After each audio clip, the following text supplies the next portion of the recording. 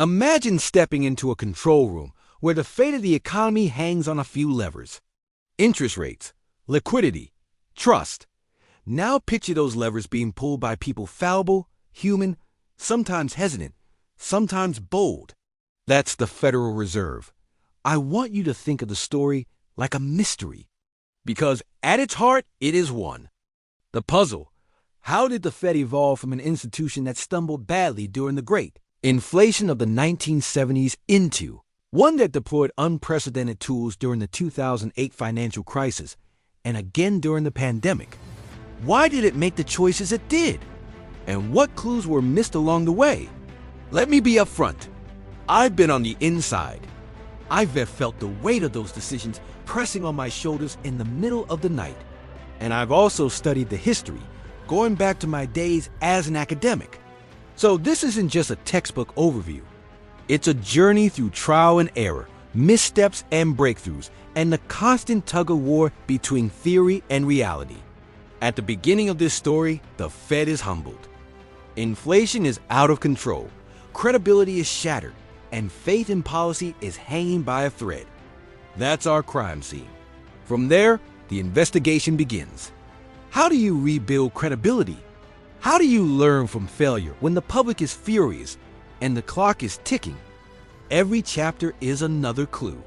A different Fed chair enters the scene: Burns, Volcker, Greenspan, myself, Yellen, Powell.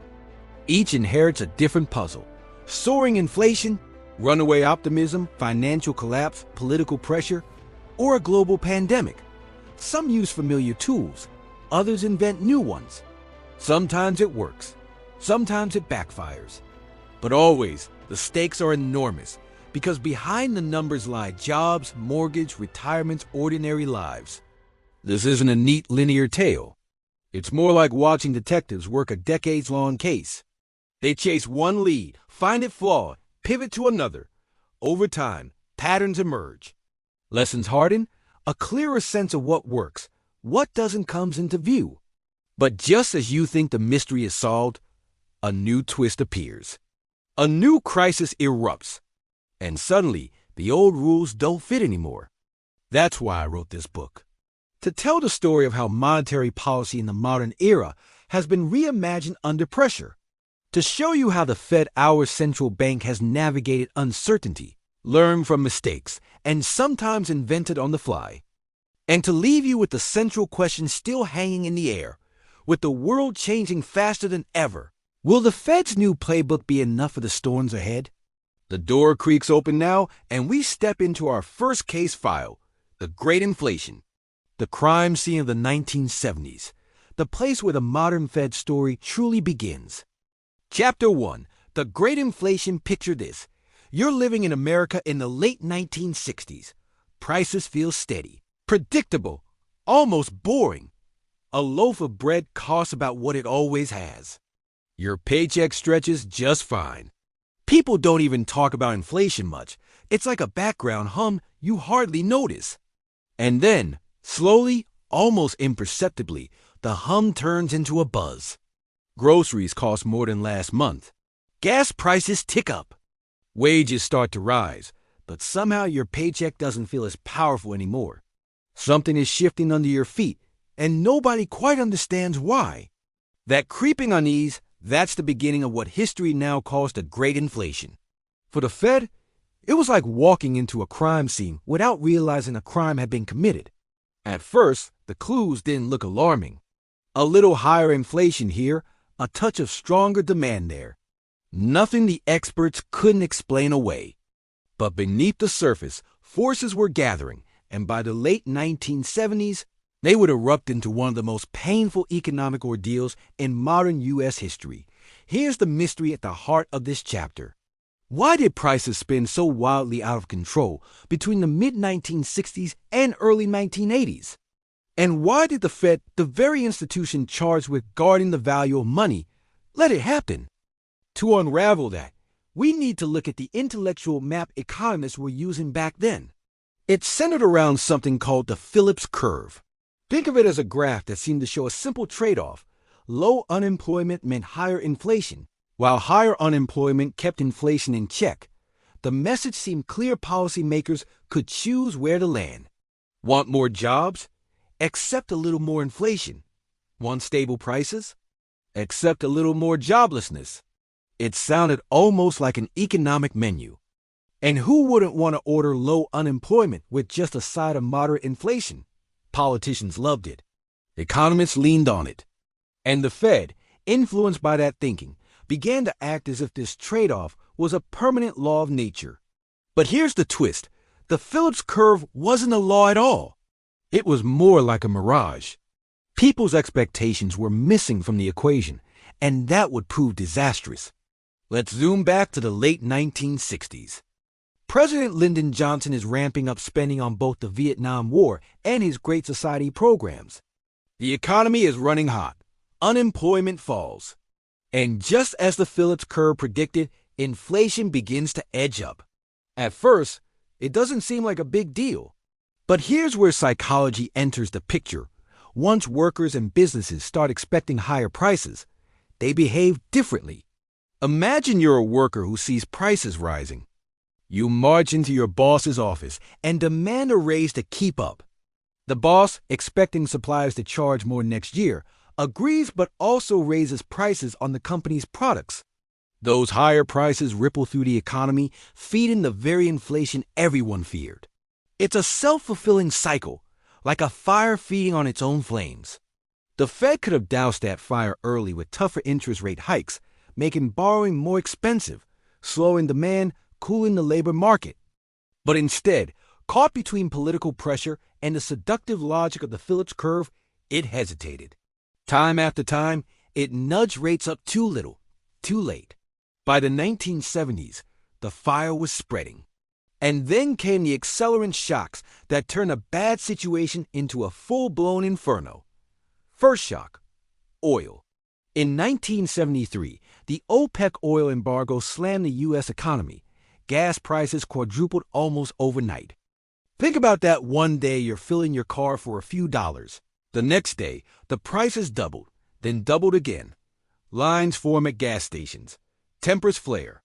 Suddenly, the cost of energy, the lifeblood of modern life, surges through every product and service. Second shock, food. Poor harvests and global supply strains sent grocery bills soaring. Families who thought inflation was just an abstract number now felt it at the dinner table. And all the while, inflation expectations kept climbing. Workers assumed tomorrow's dollar would buy less than today's, so they bargained for higher wages. Firms assumed costs would keep rising, so they locked in price hikes. Inflation became embedded, sticky, relentless, and frightening. By the end of the decade, the United States wasn't just living with inflation. It was trapped in stagflation, a toxic mix of high inflation and high employment that the Phillips curve had said shouldn't even exist. The menu had broken. The rules had changed. And the Fed looked powerless. Let me pause here. Imagine you're an ordinary family in 1979. Mortgage rates are climbing toward double digits. Your savings are eroding every month. Buying a house feels impossible. Even something as simple as planning for college or retirement becomes a gamble. You can't trust the value of money anymore. That gnawing insecurity, that's what inflation really is. Not just numbers on a chart, but a theft of confidence. For policymakers, the mood was even darker. They faced a dilemma that seemed unsolvable. If they raised interest rates sharply, they risked throwing millions out of work. If they held back, inflation would keep spiraling. Politicians shouted, economists argued, and the public lost faith. By the late 1970s, surveys showed Americans ranking inflation as the country's #1 economic problem, above unemployment, above growth, above everything. It was a national obsession, like an illness no doctor could cure. Here's where the detective story sharpens. Who or what was to blame? Was it the Fed's timid policies? The politicians pushing for growth at any cost? The oil sheiks across the ocean? Or the economic theories that misled an entire generation of decision makers? The truth is, it was all of them, woven together. The Fed's reluctance to inflict short-term pain allowed inflation psychology to spread. Political pressure kept leaders from embracing tough medicine, and the shocks from oil and food acted like accelerants on an already smoldering fire. Still, the central failure was conceptual. Policymakers treated the Phillips curve as gospel, ignoring the role of expectations. Once the public stopped believing inflation would fall, it became almost impossible to reverse. It's like trying to convince a crowd to stay calm when the theater really is on fire. By 1979, the crisis reached a breaking point. Inflation was running near 13%. The economy felt unstable. Trust in the Fed was shattered. It was clear something radical had to change. That's when a towering figure stepped into the Fed, Paul Volcker. He didn't come in quietly. He came in with a plan, and it was brutal. Raise interest rates to crushing levels, no matter the cost. Volcker believed the only way to break inflation's back was to prove, beyond doubt, that the Fed would do whatever it took. The stage was set for a showdown between inflation psychology and the credibility of the central bank. And the stakes? Nothing less than the economic future of the United States. That's where we leave this first case file, the Great Inflation. A decade and a half of drift, hesitation, and mounting costs.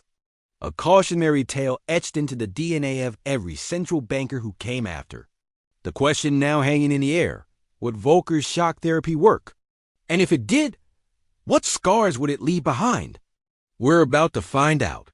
The next chapter opens with Volcker walking into the Fed, cigar in hand, ready to gamble everything on restoring faith in money. Imagine walking into a crumbling fortress. The walls are cracked, the guards are demoralized, and the enemy runaway inflation is already inside the gates, torch in hand. That's what Paul Volcker inherited when he became Fed chair in 1979.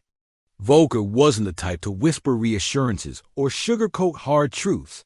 He was 6'7", towering like a man built to wield an axe. Always a cigar in hand, always blunt. He wasn't a politician. He wasn't interested in charm. He was a crisis man, and he knew the time for half measures was over. Inflation was running close to 13%. Unemployment was rising. Faith in the Fed had collapsed. Every meeting, every press briefing, every forecast was tinged with disbelief. People no longer believed the central bank could or would stop the spiral. And Volcker's job, as he saw it, was not just to tame prices. It was to restore credibility, to make the Fed feared again. Here's the twist. Instead of tinkering with interest rates the old-fashioned way, Volcker changed the rules of the game. In October 1979, he announced a dramatic shift. The Fed would no longer focus on setting short-term rates directly. Instead, it would target the supply of money reserves in the banking system. This was shocking. Imagine you're driving a car that's been swerving out of control. Every previous Fed chair had tried to grip the wheel tighter, adjusting interest rates a notch this way, a notch that way. Volcker? He threw away the wheel entirely. He said, "From now on, we're steering by the fuel tank, not the wheel. The car may lurch, but eventually, it'll run straight." In practice, this meant allowing interest rates to rise or fall as violently as needed in order to hit money growth targets. And rise they did. Within months, short-term interest rates shot upward. They spiked to levels no one thought possible, 20% at their peak. 20%. Imagine trying to buy a house with a mortgage rate that high. Imagine running a small business, watching your borrowing costs double, triple, until you can barely keep the lights on. The pain was immediate. Factories slowed. Construction projects froze. Farmers protested outside the Fed's headquarters, driving their tractors to Washington and demanding relief. Homebuyers walked away, defeated by mortgage payments that could eat their entire salaries. This was not a polite, careful adjustment. It was economic shock therapy. Volcker knew it would hurt. He said so openly. But his conviction was clear. Only by proving the Fed would tolerate the pain, by holding the line even when unemployment soared, could inflation psychology be broken. For ordinary Americans, the recession that followed was brutal. Between 1980 and 1982, the U.S. went through two back-to-back downturns. By late 1982, unemployment had climbed above 10%, the highest since the Great Depression. Entire communities, especially those tied to manufacturing and farming, felt crushed. And yet, beneath the wreckage, something important was happening. Inflation expectations, the belief that prices would always rise faster tomorrow, began to crack. For the first time in years, surveys showed people expecting lower inflation ahead. Businesses hesitated before raising prices. Workers stopped demanding automatic wage increases. The fire was losing oxygen. Think of it like breaking a fever. When a body burns with infection, sometimes medicine isn't enough. You need to sweat it out to endure the fever until the germs lose their grip. That's what Volcker was forcing the economy to do. Sweat out inflation. By 1983, the fever finally broke. Inflation fell sharply, dropping from double digits to around 3%. For the first time in nearly 2 decades, price stability seemed possible. The cost had been enormous: millions unemployed, businesses shuttered, anger boiling in the streets. Politicians railed against Volcker. President Reagan, though publicly supportive, felt the political heat. But in the end, the gamble worked. The Fed's credibility was reborn. The message was unmistakable. This central bank would no longer bow to politics. Inflation would be contained, whatever the cost. Let me pause here and step into the shoes of someone who lived through it. Imagine you're a factory worker in Ohio in 1981. Orders dry up, the plant lays off half its staff. You're left sitting at the kitchen table, staring at bills you can't pay. You curse Volcker's name. You think, how could some banker in Washington destroy my livelihood? Now flip the scene. Imagine you're an economist in 1983. For the first time in memory, your forecasts show inflation under control. The bond market stabilizes. Mortgage rates inch down. Suddenly, a future where money holds its value feels real again. That's the paradox of Volcker's war. It was devastating in the short term, but it laid the foundation for a generation of prosperity. The painful surgery saved the patient. But here's the deeper detective question. Was Volcker's approach the only way? Could the Fed have tightened more gradually, spared some of the pain, still achieved the same outcome? Economists still argue about this. Some say the medicine was unnecessarily harsh. Others say only a shock that dramatic could have shattered inflation psychology. What's undeniable is that Volcker's legacy defined central banking for decades. Every Fed chair after him, Greenspan, Bernanke, Yellen, Powell, operated under the shadow of his example. They inherited not just his policies, but his mindset. Never let inflation get out of control. Never sacrifice long-term credibility for short-term comfort. Volcker's war didn't just end an inflation crisis. It rewired the DNA of the Fed, and the world noticed. Other central banks across Europe and Asia, even in emerging economies, looked at Volcker's resolve and took notes. If you want stable prices, you need a central bank willing to be unpopular. You need leaders willing to stand firm. The lesson traveled far. Credibility is everything. Without it, words mean nothing. With it, even painful policies can eventually restore trust. By the mid-1980s, the U.S. economy began to rebound. Growth accelerated, unemployment fell, and inflation stayed tame. It felt like a new chapter had opened. Investors grew confident. Households regained their footing. The scars were still there. Bankruptcies, foreclosed funds, shattered careers, but the underlying structure of the economy was stronger. Price stability became the bedrock of the so-called Great Moderation, the long stretch of relatively stable growth that followed. And that's the detective's clue we carry forward. The Fed had rediscovered its most powerful weapon. Not a technical formula, not a fancy model, but credibility itself. Still, questions lingered in the air. Had Volcker swung the pendulum too far? Would the obsession with low inflation make future central bankers blind to other dangers like financial bubbles or inequality? And what would happen when the next crisis struck, one not born of inflation, but of something entirely different? The fortress had been rebuilt, the enemy beaten back. But in economics, as in any mystery, the villain rarely stays gone forever. This is where we close the chapter on Volcker's War, a story of pain and resolve, of credibility reclaimed at enormous cost. The economy would never be the same. Neither would the Fed. And waiting in the wings was Alan Greenspan, a man very different from Volcker. Softer spoken, more political, but stepping into a stage set by the giant who came before him. Would Greenspan preserve the hard-won discipline, or would new temptations lead the Fed into another trap? Chapter 3, Greenspan in the 1990s boom. Picture the stage after Volcker exits. The monster of inflation is wounded, staggering, retreating. The fortress walls have been rebuilt, but the air is still heavy, filled with the memory of suffering. Into this atmosphere steps Alan Greenspan in 1987, handpicked by President Reagan. Compared to Volcker, he seemed almost like the opposite kind of character. Volcker was blunt, towering, a man who wielded credibility like a hammer. Greenspan was more elusive, almost mysterious. He mumbled, hedged, and used language so convoluted that reporters joked you needed a cryptographer to decode his sentences. But maybe that was the point. While Volcker had won by being brutally clear, we will kill inflation no matter the cost, Greenspan's power came from ambiguity. He wanted markets, politicians, and the public always a little unsure, always watching him closely. The late 1980s and 1990s were a time of transformation. Inflation had been tamed, but the world economy was shifting in ways no one had anticipated. Technology was exploding. Personal computers, the internet, mobile phones, tools that would reshape productivity were beginning to spread. At the same time, globalization was accelerating. Factories, supply chains, and capital flowed across borders like never before. It was like standing on a beach watching the tide go out, revealing a new shoreline that no one had seen before. For Greenspan, the challenge was deceptively simple.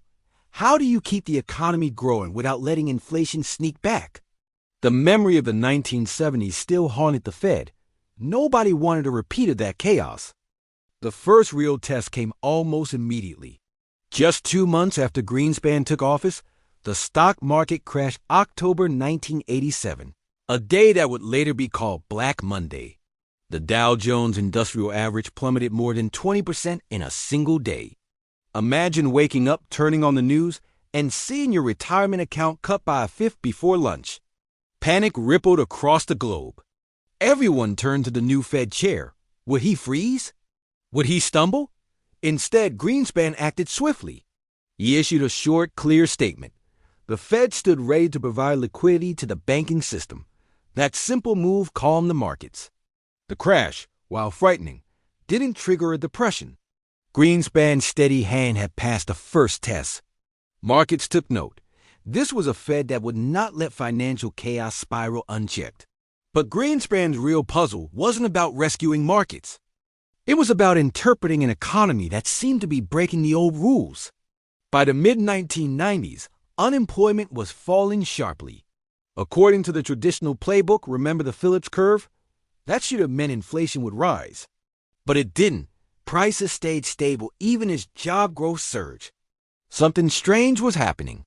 Greenspan suspected the economy was being rewired by technology and globalization. He believed productivity was accelerating. Workers could produce more in less time thanks to computers and digital systems. That meant companies could raise wages without raising prices. It was like discovering a hidden reserve tank of fuel just when the old gauges suggested the cars should be sputtering. If Greenspan was right, the Fed could allow the economy to grow faster and unemployment to fall lower than the old models allow without reigniting inflation. If he was wrong, he risked repeating the sins of the 1970s. It was a detective's dilemma. Follow the models or trust the clues your eyes are showing you. In 1996, Greenspan made his bet. He decided not to slam the brakes on growth. Even as unemployment dipped below 5%, he let the boom run. And the boom was spectacular. The 1990s became an era of extraordinary prosperity. Millions of jobs were created. Incomes rose. Stock markets soared, fueled especially by the dot-com frenzy. America felt unstoppable. The new economy narrative took hold, the idea that technology had permanently changed the rules of growth. Greenspan became a kind of oracle. Politicians of both parties admired him. Investors hung on his every word. A single eyebrow raised during congressional testimony could move billions of dollars in markets. The press nicknamed him the Maestro, conducting the symphony of the American economy. But detectives know, when the music sounds too perfect, that's often when the next clue of trouble appears. By the late 1990s, Greenspan began to worry. He saw signs of irrational exuberance, stock prices soaring far beyond what earnings could justify. In December 1996, he even used that phrase publicly, warning that markets might be overheating. The irony is, despite the warning, he didn't act aggressively to stop the bubble. He nudged rates here and there, but the stock market kept climbing higher and higher until the bubble finally burst in 2000. The dot-com crash wiped out trillions in paper wealth. But unlike the Great Depression or the stagflation of the 1970s, this collapse didn't destroy the broader economy. The Fed had room to cut rates, cushioning the fall. The recession that followed was mild. Still, the episode planted an uneasy question. Had Greenspan been too lenient, too willing to let bubbles inflate in the hope that the Fed could always clean up afterward? Greenspan's approach highlighted a new philosophy that would shape central banking for years. Instead of trying to prick bubbles preemptively, the Fed would focus on stabilizing the system after bubbles burst. Critics called this the Greenspan put, the belief that the Fed would always bail out markets when things went bad, encouraging risky behavior. Supporters argued it was pragmatic. After all, how could you identify bubbles in real time without risking false alarms? For ordinary Americans, though, the 1990s felt like a golden age. Jobs were plentiful. Wages rose across the board, even for lower-income workers who had been left behind in earlier decades. The federal budget even swung into surplus. Looking back, you can feel the optimism in the air. The Cold War was over, technology promised endless innovation, and the economy seemed capable of balancing both growth and stability. It was a kind of high-wire act. Volcker taught the Fed to never let inflation expectations spiral. Greenspan added a new lesson that sometimes the economy can surprise you, evolve in ways the models don't predict. A good central banker has to read the world as it is. But Greenspan also left a more troubling legacy. His faith that markets could largely police themselves, that the Fed's job was mostly to stabilize after shocks, would be tested in ways no one imagined. Because just as the dot-com crash faded, another storm was gathering quieter, more dangerous, hidden in the balance sheets of banks and the mortgage of millions of households. And that's where this chapter closes. The next case file. The dawn of the 21st century and the global financial earthquake that would change everything. Chapter 4, A New Century, New Challenges. Picture the clock striking midnight on New Year's Eve, 1999. Fireworks explode, champagne corks fly, and the world exhales in relief as computers don't crash from Y2K. A new millennium begins, brimming with confidence. America is the lone superpower. Technology is booming. Globalization is knitting the world together. The detective's trail begins with the dot-com bubble's collapse in 2000. After years of irrational exuberance, stock prices imploded. Trillions in paper wealth vanished almost overnight. Silicon Valley startups shuttered. Yet the broader economy didn't collapse completely. It slowed, yes. But thanks to steady consumer spending and the Fed's decision to cut interest rates, the fallout looked manageable. Or so it seemed. Then came the shock no one foresaw. September 11, 2001. The terrorist attacks not only shattered the nation's sense of security, but also jolted the economy. Travel halted. Financial markets closed for days. Confidence cracked. For the Fed, the challenge was urgent. Prevent panic from spreading into a full-blown depression. Alan Greenspan's Fed responded with speed and force. It slashed interest rates, pumped liquidity into markets, and reassured the public that the financial system would keep functioning. The moves worked. The economy staggered but didn't collapse. But firefighting comes at a cost.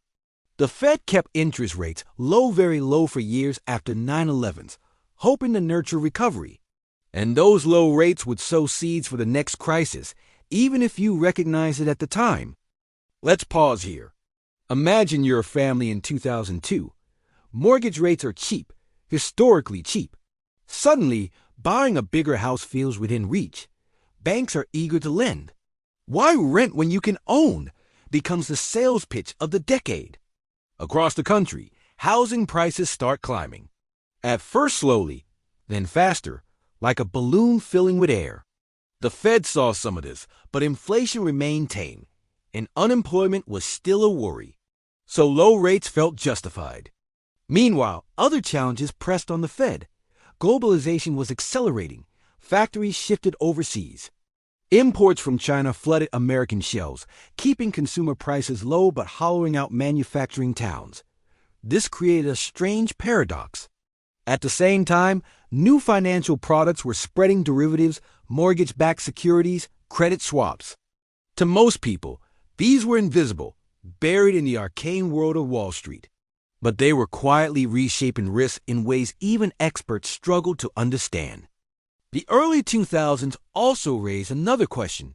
How much responsibility should the Fed take for preventing bubbles in the first place? After the dot-com crash, Greenspan had doubled down on his philosophy: don't try to burst bubbles. Just clean up after them. It was like watching a detective hesitate in front of a locked room, unsure if the sound inside is harmless or dangerous. Do you break the door down or wait until you're sure? Greenspan chose to wait. And then came the Iraq War in 2003, adding more uncertainty. Oil markets wobbled. Geopolitical risks flared. The Fed faced a balancing act: keep the economy resilient against shocks while not reigniting inflation. Through it all, interest rates stayed historically low. By the mid-2000s, the economy seemed strong again. Unemployment fell, growth picked up, and inflation remained subdued. On the surface, it looked like the Fed had solved its puzzle. Prosperity was back. The maestro's reputation soared. Let's revisit that family buying a home in 2004. Their mortgage broker tells them not to worry about affording payments after all. Home prices always go up. They get an adjustable rate mortgage with tiny payments up front. Multiply that story by millions, and you get the housing bubble. It wasn't just a bubble, it was the bubble. And the Fed, by keeping rates low and trusting markets to manage themselves, had allowed it to inflate. For now, Chapter 4 is about the uneasy balance of the early 21st century. The Fed had mastered inflation. It had navigated terrorism, war, and a tech crash. It had kept growth alive through bold rate cuts. The next chapter will take us into the heart of the storm, the global financial crisis itself. Chapter 5. The Global Financial Crisis. Imagine walking into a mansion that looks immaculate from the outside. Fresh paint, sparkling windows, manicured lawns. But behind the walls, the beams are rotting, termites are chewing, and the foundation is cracking. That was the U.S. economy in the mid-2000s. Everyone saw the shine. It looked like stability, prosperity, even triumph. But detectives know you don't trust the surface. You listen for the creak in the floorboards, the faint smell of smoke before the fire. And by 2007, the smoke was billowing. Let's rewind to see how the trap was set. After 9/11s, the Fed had kept interest rates historically low for years. Mortgages became cheaper than ever. Families who never dreamed of owning a home suddenly found banks eager to hand them the keys. This was the age of subprime lending. Picture it, loans being handed to people with shaky credit, little income verification, even no down payment. Don't worry, lenders said. Home prices always go up. If you can't pay, just refinance. At first, it worked. Housing prices rose. Borrowers refinanced. Wall Street packaged these risky loans into complex securities, bundles of mortgage slice, dice, and sold to investors around the world. They carried names like collateralized debt obligations, CDOs. The rating agencies stamped them up as safe as government bonds. Pension funds, hedge funds, foreign banks all piled in. Money poured into housing, pushing prices even higher. It looked unstoppable. But underneath, the logic was fragile. If housing prices ever stopped rising, the whole machine would shudder. And if prices fell, the collapse would cascade through every layer of the system. By 2006, the first cracks appeared. Housing prices peaked. Suddenly, borrowers couldn't refinance so easily. Adjustable rate mortgage reset to higher payments. Families who had stretched too far began to default. The defaults rippled into mortgage-backed securities. Investors who thought they held safe assets discovered their portfolios were toxic. Banks who had borrowed heavily against those assets faced losses they couldn't cover. The termites were chewing faster now. The real panic began in 2007. Small lenders started failing. Hedge funds wobbled. Bear Stearns, one of Wall Street's storied firms, faced collapse in early 2008. The Fed, now led by Bernanke, stepped in with emergency measures. By the summer of 2008, Fannie Mae and Freddie Mac, the giant mortgage institutions underpinning much of the housing market, were buckling. The government seized them to prevent a total breakdown. Confidence was already shaky. And then came September. Lehman Brothers, another titan of Wall Street, failed. No bailout, no rescue. Overnight, the financial world froze. Money market funds, banks, insurance companies, everyone stopped trusting everyone else. Credit markets seized up. The panic was global. Because those mortgage securities have been sold everywhere, losses spread to banks in Europe, Asia, beyond. What began in American suburbs was now a worldwide crisis. For the Fed, it was like fighting a fire that jumped from house to house. The tools of ordinary monetary policy, cutting interest rates, were quickly exhausted. By December 2008, rates were effectively zero. That's like flooring the gas pedal and finding the car still slowing. So the Fed had to invent new weapons. Enter quantitative easing, key large-scale purchases of government bonds and mortgage-backed securities. The idea was to flood the system with liquidity, force down long-term interest rates, and reassure markets that the Fed would not let deflation take hold. Another innovation, emergency lending facilities. The Fed became a backstop for institutions it had never touched before: investment banks, money market funds, even parts of the commercial paper market.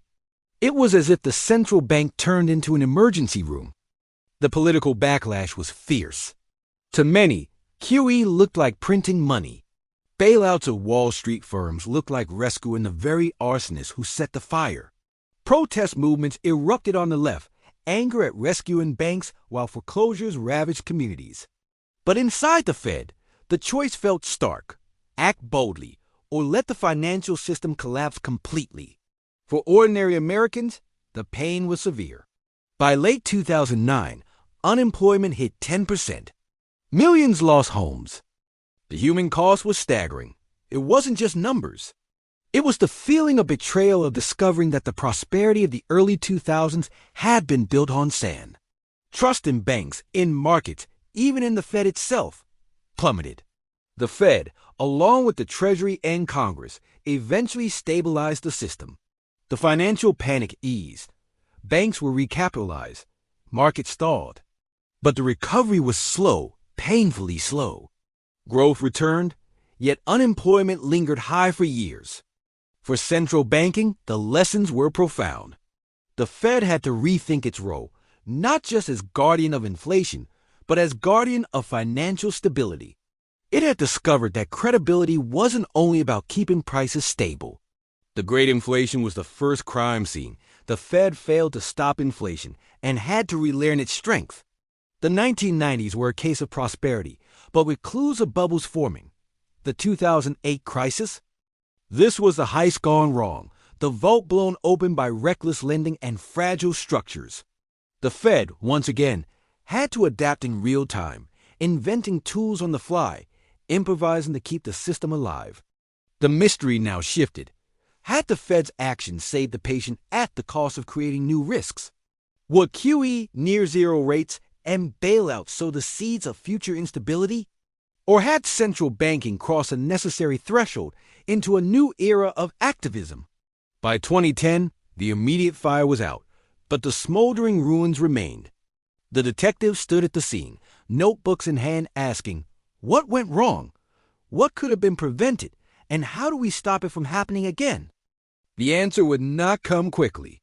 It would shape debates for the next decade and beyond. This chapter closes with an uneasy silence. The financial crisis had been contained, but the scars were deep. The Fed had emerged as both savior and suspected mired for preventing total collapse, accused of rescuing elites at the expense of ordinary people. And yet, the world didn't pause. New challenges loomed, unemployment stubbornly high, politics fractured, and global shocks brewing. The detective story was far from over. The next case file? The long, frustrating recovery and the search for a new playbook in a world forever changed by 2008. Chapter 6. The Long Recovery. Picture a battlefield after the cannons fall silent. Smoke lingers in the air. Buildings stand half-ruined. Survivors crawl out from the rubble, dazed, asking the same question, what now? That was America after the global financial crisis. The immediate panic had been contained, banks saved, markets stabilized, but the country was scarred. Millions of jobs gone. Homes foreclosed. Retirement accounts gutted. Trust shattered. The Fed had stopped the bleeding, but healing was another matter. And that healing, the long, frustrating, uneven recovery, became the great detective puzzle of the 2010s. The first clue was unemployment. At the peak of the crisis, joblessness soared above 10%. Even as growth slowly returned in 2010 and 2011, the labor market lagged behind. Families across the nation felt stuck. This wasn't a V-shaped recovery. It was sluggish, grinding, almost hesitant. Economists called it a jobless recovery. To ordinary people, it felt like being left behind. And the mystery was this. Why, despite massive Fed intervention, was the rebound so weak? One answer lay in the sheer scale of the damage. The housing bust had wiped out trillions in household wealth. Entire neighborhoods were underwater, owing more on mortgage than the houses were worth. Families cut spending, saving every penny to repair balance sheets. Another clue, banks, though rescued, were cautious. Burned by losses, they tightened lending standards. Even credit-worthy borrowers found it harder to get loans. The financial arteries were unclogged, but still narrow. And globally, demand was weak. The Fed, staring at the evidence, realized extraordinary measures would have to continue maybe for years. So the Fed doubled down on quantitative easing, QE. After the first round in 2008, it launched QE2 in 2010, then QE3 in 2012. Each wave meant buying more government and mortgage bonds, keeping long-term interest rates low, and signaling to markets, we're not going anywhere. For investors, QE was a lifeline. Stock markets rebounded sharply, fueled partly by the flood of liquidity. But for savers, retirees living off fixed income, QE felt like punishment. Interest rates near zero meant savings accounts earned pennies. Anger brewed, especially among those who saw QE as a gift to Wall Street at the expense of Main Street. This tension shaped the politics of the recovery. On one side, critics shouted about money printing, warning of future inflation. On the other, millions demanded the Fed do even more to boost jobs. The central bank was caught in the crossfire. Let's zoom into 2012. Imagine you're Bernanke, sitting in the Fed chair. Every meeting is a detective's puzzle. Inflation is low, well below the 2% target. Unemployment is high, stubbornly high. Traditional tools are exhausted. This is when the Fed introduced something new, forward guidance. Instead of only adjusting rates today, the Fed promised to keep them low for years into the future. The goal was psychological, convince businesses and households that borrowing would stay cheap. Meanwhile, politics made the detective work harder. Congress fought bitter battles over fiscal policy, whether to spend more to support recovery or to cut deficits.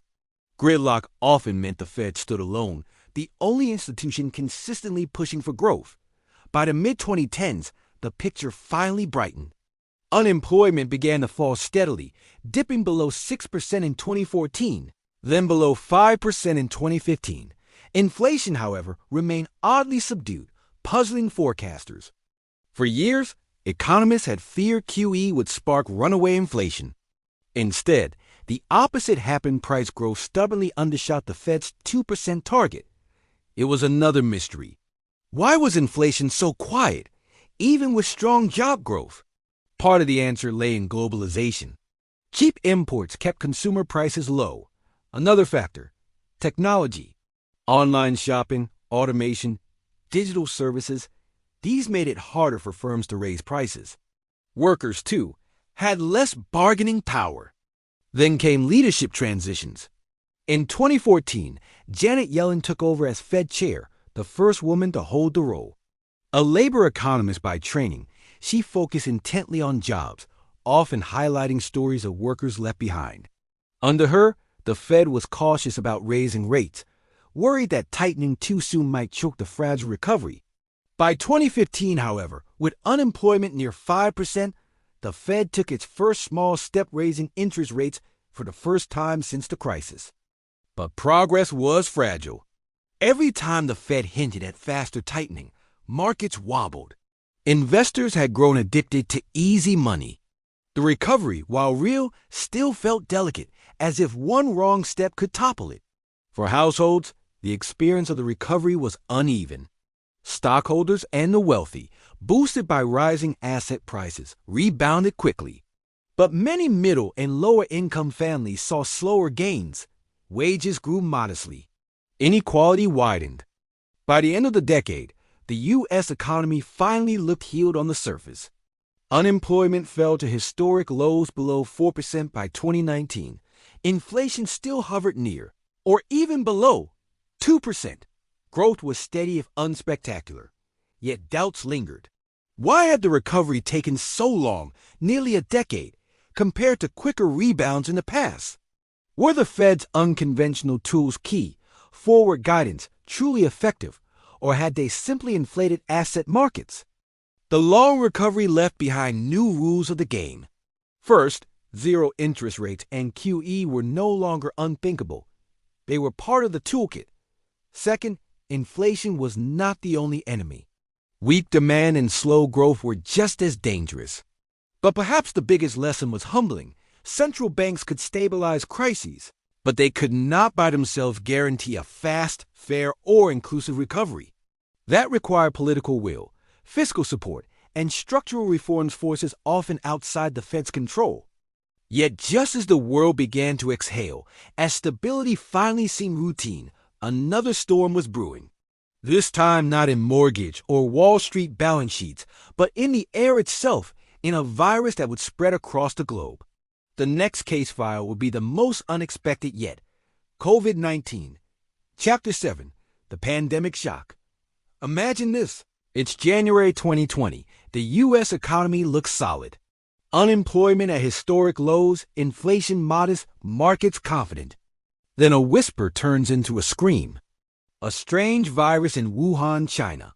A handful of cases in other countries. A headline here, a travel advisory there. At first, it feels distant, a subplot in someone else's story. The detective finds not just a clue, but a bombshell. A global pandemic is about to freeze the modern economy in its tracks. By March 2020, the world changes overnight. Planes grounded. Restaurants shuttered. Schools closed. Millions of workers sent home with laptops or pink slips. Stock markets crash at a speed faster than 2008. Oil prices collapse. Fear spreads faster than the virus itself. For the Fed, this wasn't just another puzzle. It was a shock unlike anything in living memory, a self-imposed economic coma to save lives. The mystery: how do you preserve an economy when activity itself is deliberately shut down? Let's step inside those frantic March days. Powell and his colleagues meet urgently as financial markets spiral. Investors dump everything: stocks, corporate bonds, even treasuries, in a mad dash for cash. Credit markets freeze. The Fed slams into action. First, it cuts interest rates to zero faster than during 2008. But that's not enough.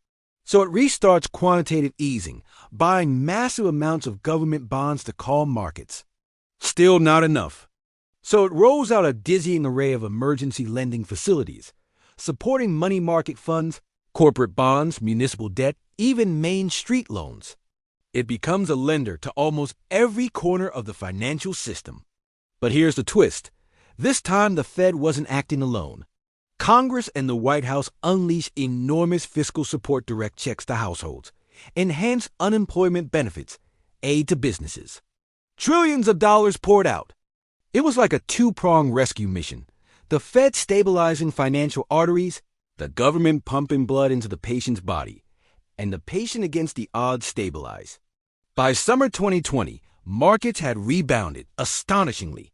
The S&P 500 recovered its losses even as the virus raged. Families, bolstered by government aid, kept spending on goods, if not on services. Housing boomed again, fueled by rock-bottom mortgage rates. It was a bizarre split screen. For the Fed, this raised a deeper question. Was it rescuing the economy or just markets? And would the extraordinary interventions create risks that would linger long after the pandemic passed? Meanwhile, inflation was quiet in 2020. Underneath, supply chains began to strain. Factories shut down. Shipping routes snarled. Shortages appeared from masks and gloves to semiconductors and toilet paper. The detective's eyes saw the clue, faint but growing. Supply disruptions would matter later. Another subplot, inequality. The pandemic split workers into two camps. The Zoom class, professionals who kept jobs and even saw savings grow. And the frontline workers, nurses, delivery drivers, grocery clerks who bore the brunt of exposure. The Fed, aware of these divides, spoke more openly than ever about employment, not just in aggregate, but across communities. Powell emphasized that maximum employment meant opportunities for all groups, not just the averages. Then came 2021, the year the tide turned, but in unexpected ways. Vaccines rolled out, restrictions eased. Demand roared back as households unleashed pent-up savings. Restaurants filled, travel rebounded, spending surged. And with that surge came something the Fed hadn't seen in years: inflation. At first, it looked temporary, driven by supply chain bottlenecks and pandemic quirks. Used car prices spiked because chip shortages crippled new car production. The Fed, echoing its models, called it transitory. But month after month, inflation climbed higher, from 2% to 3, 4, 5, eventually peaking above 7% in 2022, the highest in decades. For Powell's Fed, the challenge was daunting.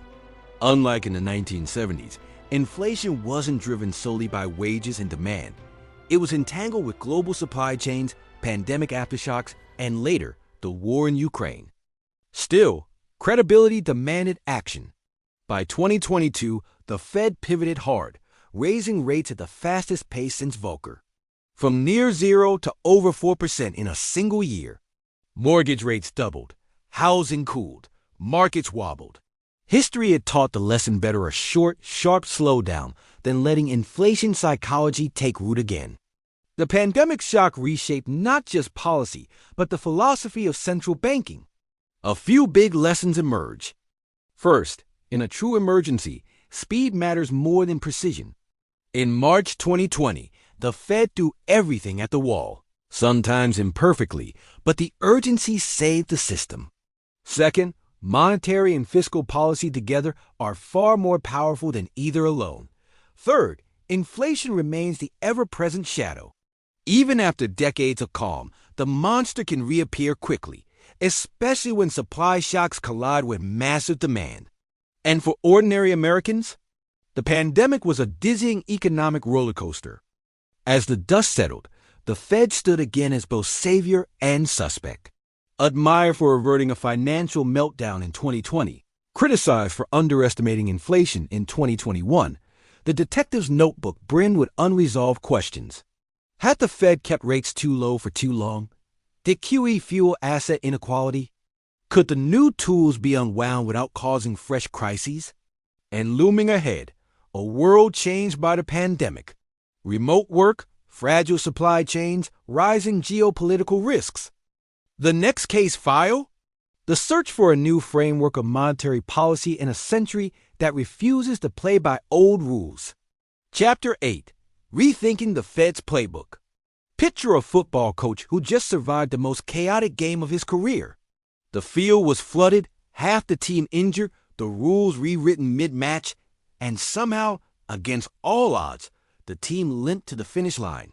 That was the Fed after COVID-S shock. The crisis hadn't destroyed the economy, but it revealed something unavoidable. The old playbook wasn't enough anymore.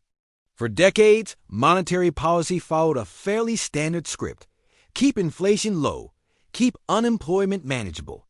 Adjust interest rates up or down to balance the two. Volcker, Greenspan, Bernanke, Yellen. Each worked from the same core manual, even if they added their own chapters. But the 21st century had torn holes in that manual. The great financial crisis showed that financial stability could collapse even when inflation looked fine. The long recovery revealed that zero rates in QE might be necessary for years, not months. The pandemic proved the economy could seize up in entirely new ways, and then came inflation's shocking return in 2021-22. The detective's question now was stark. How do you design a playbook for a world where shocks are faster, deeper, and less predictable than ever? The first big rethink came even before COVID. In 2020, the Fed adopted a new framework for inflation targeting. For years, the goal had been 2% inflation, not too hot, not too cold. But in practice, inflation often ran below 2% during the 2010s. That wasn't benign. Too low inflation meant weak demand, low wages, and less room for the Fed to cut rates in a downturn.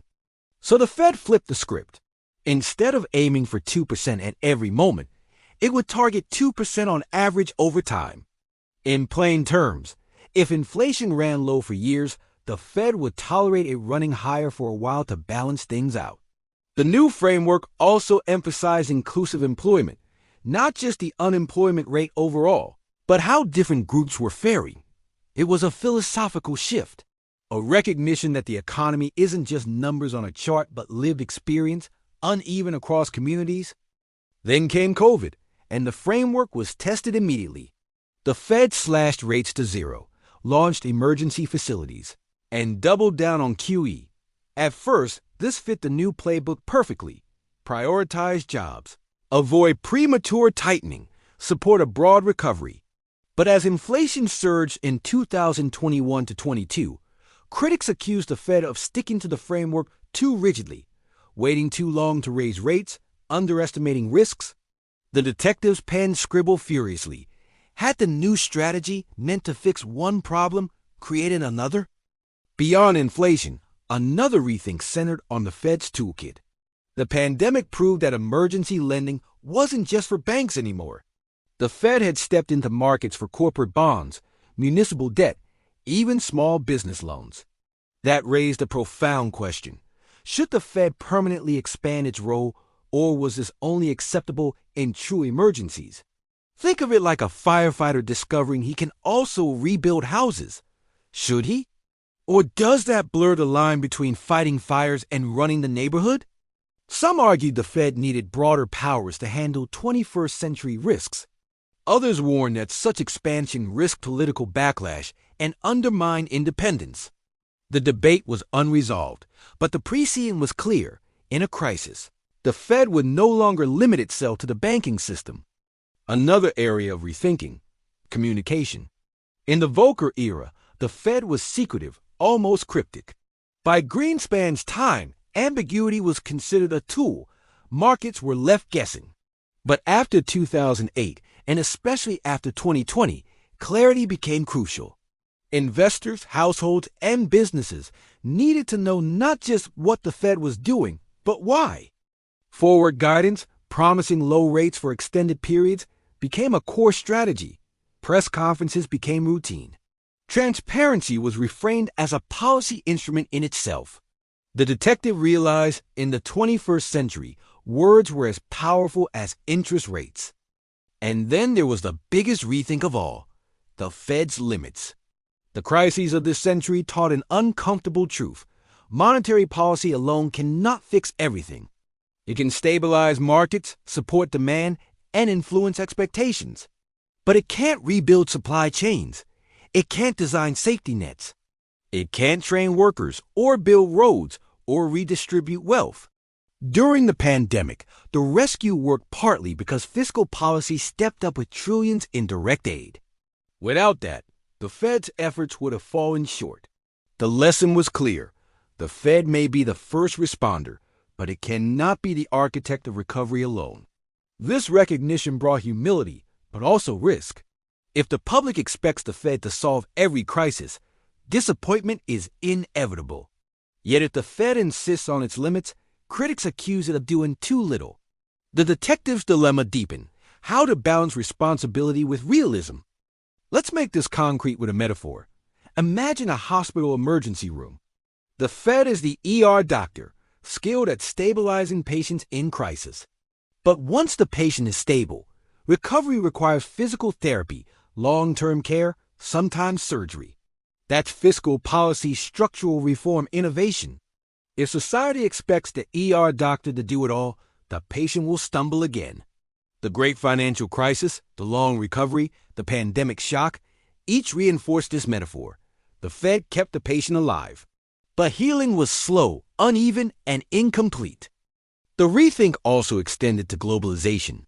For decades, global trade kept prices low and supply abundant. But crises exposed fragility. A virus in one city could paralyze factories worldwide. A war in Ukraine could send food and energy prices spiking everywhere. The Fed couldn't control these forces, yet they directly shaped inflation and growth. This raised a haunting question. Was the world entering an era of more frequent, more complex shocks, where supply disruptions mattered as much as demand? If so, monetary policy would need to adapt again, balancing forces outside its direct control. By the early 2020s, one thing was undeniable. The Fed was no longer just an inflation fighter. It was a crisis manager, market stabilizer, expectation shaper, and sometimes even an experimenter. The playbook had thickened with new chapters, but the core mystery remained. Could the Fed keep pace with a world that refused to sit still? For Powell and for future chairs, the burden was heavy. Every decision risked criticism from both sides. Move too slow and inflation roars.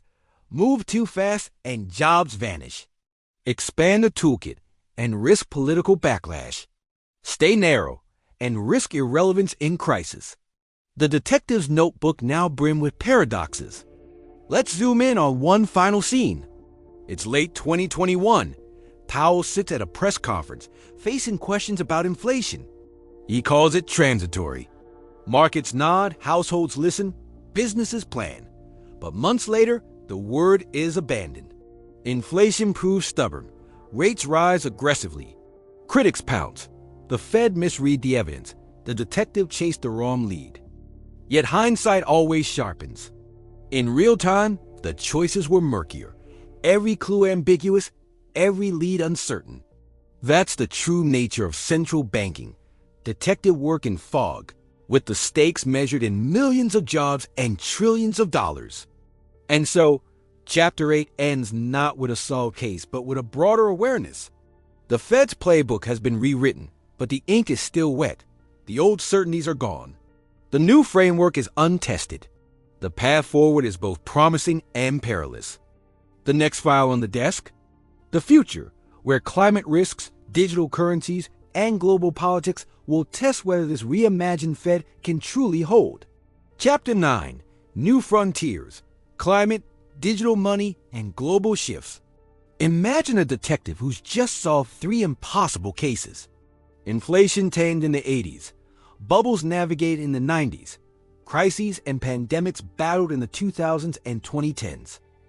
You'd think he could retire, hang up the trench coat, pour a whiskey, and finally rest. But the phone rings again. A new case lands on the desk. Not one case, actually 3, each stranger than the last. Each with no neat precedent in the files. For the Fed, those cases are climate change, digital money, and shifting global power. Together, They represent the frontier of 21st century monetary policy. The mysteries no one can fully solve, but that the Fed can't ignore. Let's start with climate. On the surface, you might wonder, why should a central bank care about the weather? Inflation, jobs, interest rates, yes. Hurricanes and wildfires, isn't that for scientists and governments? But peel back the layers, and the economic fingerprints are everywhere. A storm floods factories, disrupting supply chains. A drought drives food prices up. Energy transitions reshape industries and employment. Insurance costs spike, bankruptcies rise, financial stability quivers. Climate risk is economic risk, and economic risk is the Fed's business. The detective stares at the evidence. Climate change is slow-moving but relentless, like a tide that erodes the shoreline grain by grain until the house collapses. The Fed doesn't set carbon policy. That's Congress's role. But it must ask, are banks prepared for climate shocks? Are markets pricing risks correctly or ignoring them until disaster strikes? Stress tests, disclosures, scenario planning. These are the new magnifying glasses and fingerprint kits.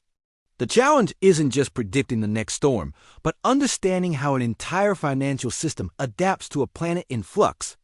Now flip the page. The next case file glows neon. Digital money. For centuries, money has been tangible gold coins, paper bills, the numbers in your bank account. But technology has been rewriting that story. Cryptocurrencies burst onto the scene, promising freedom from central banks. Bitcoin, Ethereum, stablecoins. Names that once sounded fringe became front-page news. For the Fed, the mystery deepened.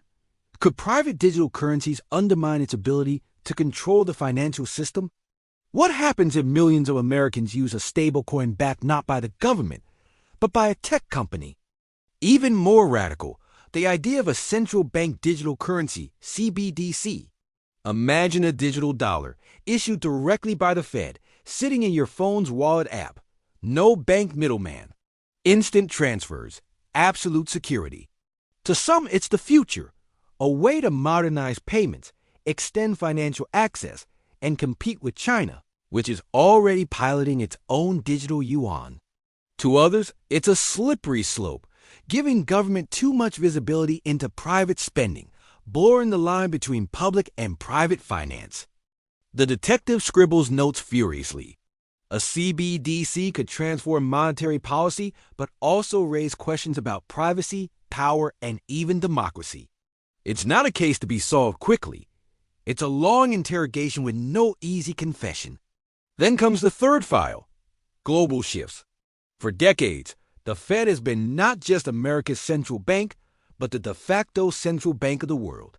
When the Fed raises rates, currencies shake from Brazil to India. When it cuts, capital floods into emerging markets. The dollar is the world's reserve currency, the anchor of global finance. But the ground is shifting. China's rise challenges U.S. dominance. The euro, though imperfect, remains a powerful rival. Trade wars, geopolitical tensions, and supply chain realignments all point toward a world less stable, less predictable. The detective's puzzle here is brutal. How does the Fed manage domestic priorities, jobs, and inflation when its every move ripples worldwide? Raise rates to fight U.S. inflation, and you might trigger a debt crisis in a developing country. Keep rates low, and capital bubbles inflate globally. The Fed's decisions no longer stop at U.S. borders. They shake the entire chessboard. Put these three cases together, climate, digital money, global shift, and you see the new world the Fed must navigate. It's not just about interest rates anymore. It's about resilience in the face of shocks that defy old categories. And the truth? There is no finished playbook. No neat diagram like the Phillips curve to follow. Instead, the Fed is operating like a detective in a dimly lit alley, following faint clues, aware that the next twist could come from anywhere. But let's humanize this. Imagine yourself as an ordinary American in the 2020s. You're worried about wildfires raising your insurance costs. You're curious whether you should buy a little cryptocurrency. You're watching prices at the grocery store shift because of war abroad. All of it feels connected, but you can't quite put your finger on how. That's exactly the puzzle the Fed is trying to solve, connecting threads that span climate, technology, and geopolitics, and asking what it all means for jobs and inflation here at home. There's also the question of trust. Every detective needs credibility to solve a case. The Fed's credibility has been built, broken, and rebuilt across decades, from the Great Inflation to Volcker's War, from Greenspan's boom to the 2008 crisis, from the pandemic to today. But new frontiers strain that trust again. If the Fed gets climate wrong, critics will say it ignored existential risks. If it gets digital money wrong, it could cede ground to private actors or foreign rivals. If it mishandles global shocks, it could spark instability at home and abroad. Each case carries not just technical challenges, but political landmines. The Fed is unelected, independent by design, but independence survives only as long as the public believes in its judgment. So, where does this leave us? With a Fed that is more central than ever, not just in monetary policy, but in shaping the broader architecture of the economy. With a playbook that is thicker, but also messier than at any point in history. With a future where uncertainty is the only certainty. The detective leans back, cigarette smoke curling, eyes scanning the files. The cases aren't solved. They may never be solved neatly. But the work continues, because in a world of climate risks, digital revolutions, and global upheavals, the cost of inaction is far higher than the risk of failure. This chapter ends with the door creaking open to the unknown. The old villains, inflation, recession, financial panic, haven't disappeared. But new ones crowd the hallway, rising seas, invisible currencies, shifting alliances. The Fed steps forward, trench coat on, into the fog. The next case file?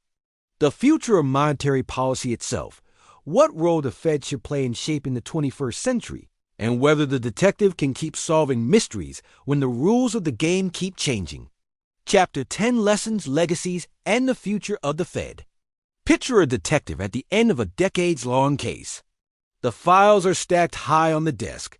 Inflation, recessions, bubbles, crises, pandemics. Each solved in its own way, but none completely closed. The city sleeps a little safer, yet the detective knows new crimes, new mysteries will arrive tomorrow. That's the Federal Reserve today. A century of battles behind it, a century of uncertainty ahead. What lessons can be carried forward? What mistakes must never be repeated? And what role will the Fed play in the turbulent decades to come? The first and loudest lesson: credibility is everything. Look back to the 1970s.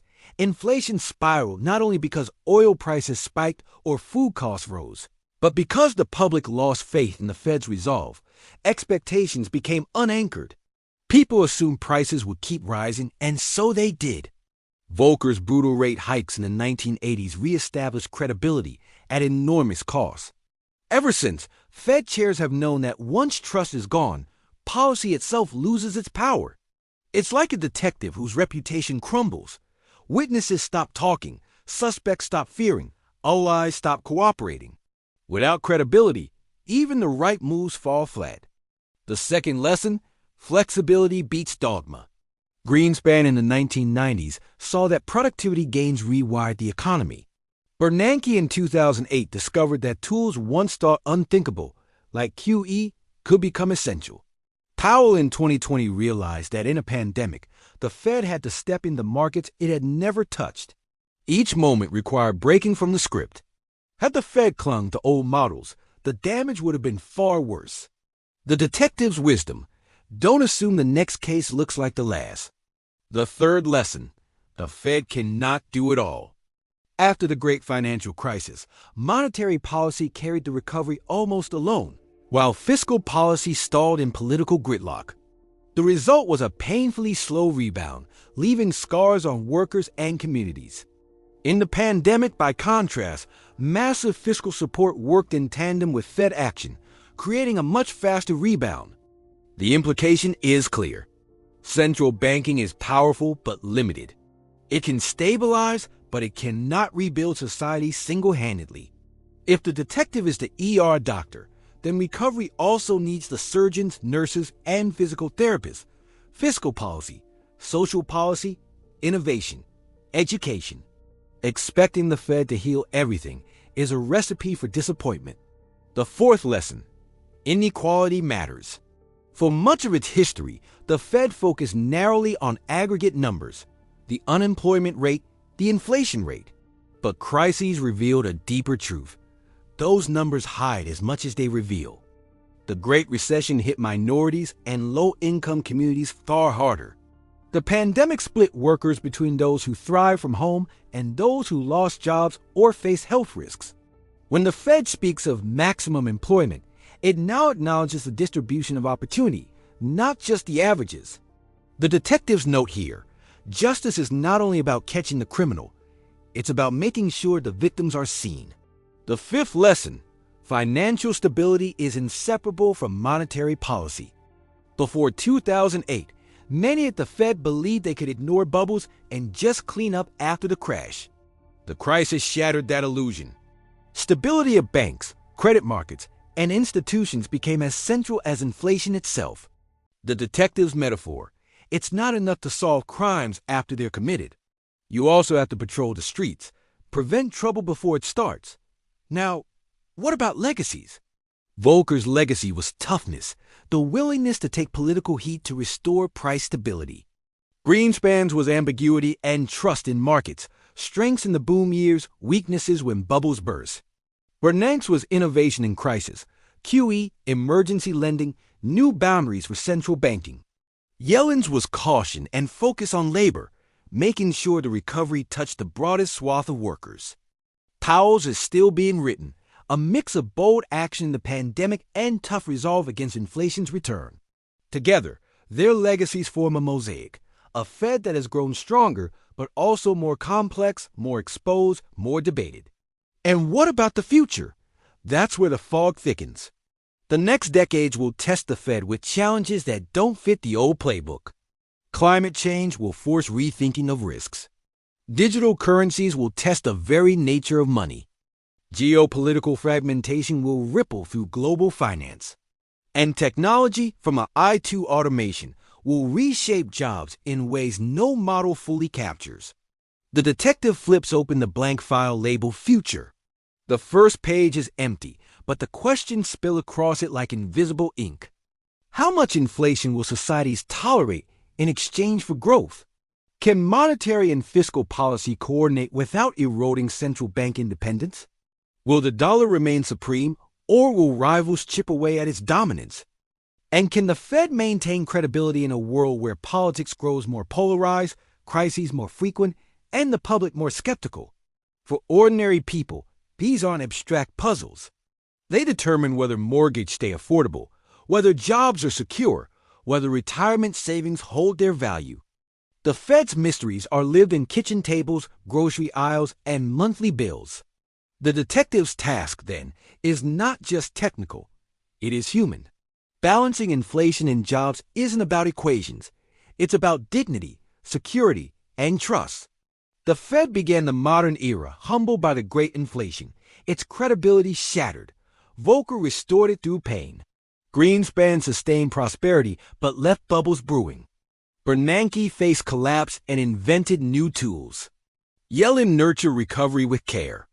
It's not a story of triumph or failure, but of adaptation, an institution constantly reinventing itself under fire. And so, the final lesson may be this: central banking is detective work without an ending. Every case solved opens another. Every clue followed leads to new mysteries. The Fed's job is never finished because the economy is never still. The book closes, but the city outside the window buzzes on. Prices shift, jobs open and vanish, technologies rise, storms brew. The detective lights another cigarette, or maybe, in modern times, a cup of black coffee will do, and waits for the next call. Because it's coming. It always is. Chapter 11: The Fed and the 21st Century Citizen. Imagine a detective who spent years chasing masterminds, bank robbers, smugglers, high-level crooks, complex plots, global conspiracies. Then one day he realized the real story isn't only about the criminals. It's about the people on the street, the shopkeeper, the cab driver, the retiree, the victims whose lives are shaped by forces they can't control. That's the Federal Reserve's reality in the 21st century. Its policies ripple through Wall Street and Washington, yes, but ultimately they're felt most sharply at kitchen tables, in paychecks, rents, grocery bills, loan approvals. The Fed isn't just a guardian of abstract numbers. It's an institution whose power reaches into daily life. When the Fed raises or lowers interest rates, it sounds technical. A quarter point here, half a point there. But what does that mean in practice? For a young couple buying a first home, it means the difference between an affordable mortgage and a crushing payment. For a small business, it means whether the bank will finance expansion or slam the door shut. For a retiree, it means whether savings accounts earn a trickle or a stream. Every rate decision is like adjusting the temperature in a joust. And this unevenness has sharpened the debate. Is the Fed doing enough to acknowledge the diverse impact of its actions? Consider inequality. After the great financial crisis, when the Fed cut rates to zero and launched QE, stock markets rebounded spectacularly. Wealthier households, who own more assets, gained quickly. Meanwhile, millions of workers struggled with long unemployment spells, sluggish wages, and lost homes. For critics, the Fed's medicine looked biased, a cure for Wall Street, not Main Street. To be fair, the Fed wasn't blind to this tension. Bernanke, Yellen, and Powell all emphasized jobs and stressed that a strong labor market benefits everyone. Still, the sense lingered that the tools of central banking tilted toward the wealthy. And the detective's eye notices, perception can be as powerful as reality. If the public believes the Fed only serves elites, its legitimacy erodes, independence weakens, credibility cracks. That's why, in the 2010s and 2020s, the Fed began speaking more openly about inclusion. Janet Yellen highlighted not just the unemployment rate, but disparities between groups. Jerome Powell visited communities far from Wall Street to hear firsthand about job struggles. The message was subtle, but clear. Maximum employment isn't reached until opportunities spread across lines of race, income, and geography. This was a shift. For decades, the Fed spoke mostly in technical terms, addressing markets and economists. Now, it was trying to speak to citizens more directly, like a detective who stops whispering only to colleagues and starts explaining the case to the neighborhood he protects. Remember the old days? The Fed was secretive, cloaked. Decisions announced with minimal explanation, sometimes days later. Alan Greenspan even reveled in obfuscation, famously mumbling his way through congressional hearings. But the crises of this century forced change. When trust faltered, ambiguity no longer worked. The public wanted clarity. Why are you cutting rates? Why are you buying bonds? How long will this last? Press conferences became routine. Plain English summaries emerged. Fed chairs gave interviews, speeches, cue, and a transparency turns from optional to essential. Because in a democracy, legitimacy depends not just on what you do, but on whether people understand why. Then came the pandemic, and communication became even more critical. But words cut both ways. When Powell called inflation transitory in 2021, the phrase stuck like glue, and when inflation proved stubborn, trust took a hit. It showed how carefully the detective must choose language. Too vague, and no one listens. Too firm, and mistakes haunt you later. Now, let's zoom out. Beyond technicalities, what is the Fed's democratic role? It is, after all, unelected, independent by design, shielded from day-to-day politics so it can make hard choices without fear of losing votes. But independence is fragile. It survives only if the public believes the Fed acts in the broad interest, not for a narrow elite. That means balancing transparency with expertise. Listening, not just lecturing. Admitting mistakes, not just defending past choices. And here lies the Fed's modern paradox. On one hand, people expect it to do everything. Fight inflation, create jobs, stabilize banks, prevent bubbles, even tackle climate and inequality. On the other hand, critics warn it's already doing too much. Most citizens don't think about monetary policy daily. They think about gas prices, rent, wages. They may not link those directly to the Fed, but when the institution explains patiently, clearly, how its choices ripple into everyday life, understanding grows. In the 21st century, central banking isn't only about setting rates. It's also about teaching, engaging, showing the detective work step by step.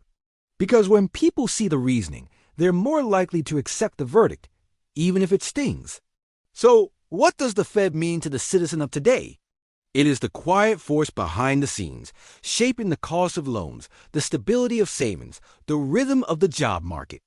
It is both distant and intimate.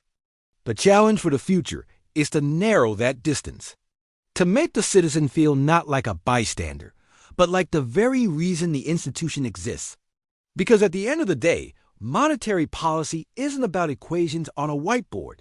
The detective closes his file with a simple realization. The Fed's power doesn't rest only in interest rates or QE or complex models. It rests in the trust of the people it serves. Lose that, and no tool will save you. Chapter 12, Independence, Politics, and the Future of Central Banking. Imagine a detective in a noisy city. He works best when left to follow leads quietly. No interference. No politicians leaning over his shoulder. No mobs demanding instant answers. But sometimes, the mayor calls and demands progress. Sometimes, crowds outside the precinct shout that justice is too slow, or biased, or corrupt. The detective must navigate both the case and the politics swirling around it. That's the Fed in the 21st century. Independence has been its shield, the ability to make hard decisions without bowing to elections or partisan fights. But independence is not absolute. It is fragile, tested constantly by politics, public anger, and the weight of decisions. So here's the mystery. How does the Fed remain independent enough to act wisely, yet accountable enough to sustain legitimacy in a democracy? Let's rewind. The modern notion of central bank independence grew out of the Great Inflation. When Volcker finally slammed rates upward, it was proof. Independence was essential. A central bank must be willing to do unpopular things, inflict pain now to prevent disaster later. That lesson etched itself deeply. For decades, Fed chairs emphasized distance from politics. Greenspan, famously, cultivated an aura of mystique, floating above partisan squabbles. Bernanke, though more transparent, also stressed independence. Powell, too, often reminds lawmakers, we serve Congress's mandate, but we don't take orders from Congress day to day. But independence doesn't mean isolation. The Fed exists within a political system. Its powers to set rates, to buy assets, to lend in crisis, are granted by law. Congress could, in theory, change the rules. That's the quiet backdrop of every policy decision. In 2008, as banks teetered, the Fed launched unprecedented rescue programs. It acted fast, sometimes before Congress could. Some lawmakers cheered, others fumed. To critics, the Fed looked like an unelected body deciding who lived and who died in the financial system. Again in 2020, during COVID, the Fed rolled out facilities for corporate bonds, municipal debt, even Main Street loans. Some saw this as life-saving, others saw it as overreach. The detective had kicked down doors without asking the mayor, necessary in the moment, but controversial afterward. And politics sharpened quickly. Some lawmakers demanded tighter oversight. Some accused the Fed of favoritism. Others accused it of socialism. The paradox was clear. Act boldly, and you are criticized for being too powerful. Act timidly, and you are blamed for inaction. Then there's the White House. Presidents, by nature, want growth, jobs, low interest rates. Fed chairs, by duty, must sometimes deliver the opposite. Tensions flare. Lyndon Johnson reportedly shoved the Fed chair against the wall over rate hikes. Nixon pressured Arthur Burns to keep rates low before the 1972 election, fueling inflation. More recently, Donald berated Jerome Powell publicly, tweeting that he was failing the country by not cutting rates fast enough. Each episode underscores the same dilemma. The Fed cannot be immune to politics, but it must resist becoming a political arm. If it bends too far to one president, it loses credibility. If it ignores politics entirely, it risks backlash that could strip its powers. And then there's Congress. Lawmakers control the Fed's charter. They can demand hearings, summon chairs for testimony, and shape the mandate. The dual mandate, maximum employment, and stable prices comes from Congress. New powers, like emergency lending, also require congressional blessing. This creates a subtle dance. Fed chairs must explain themselves constantly, building trust with lawmakers while preserving independence. Too aloof, and Congress threatens reforms. Too cozy, and independence blurs. Transparency helps. But make no mistake, independence is always conditional. If credibility cracks, if the public believes the Fed serves only elites, pressure for reform will grow. The detective's badge works only if the community believes in it. Looking forward, the political challenges may grow even sharper. Why? Because the Fed's role has expanded. In the 21st century, it no longer just tweaks interest rates. It rescues markets, influences inequality, grapples with climate risks, debates digital currencies. Should the Fed worry about climate change? Some say yes, because financial risks are real. Others say no, because that's a job for elected officials. Should the Fed issue a digital dollar? Some argue it's necessary for competitiveness. The more the Fed does, the more it risks becoming entangled in partisan battles. But the less it does, the more it risks irrelevance in the face of modern shocks. The detective's bind is clear. First, stick to the mandate. Price stability and maximum employment remain the legal core. Every action, no matter how novel, must be justified through that lens. This provides a shield. We're not pursuing politics. We're fulfilling the law. Second, communicate relentlessly. Not just the markets, but the citizens and lawmakers.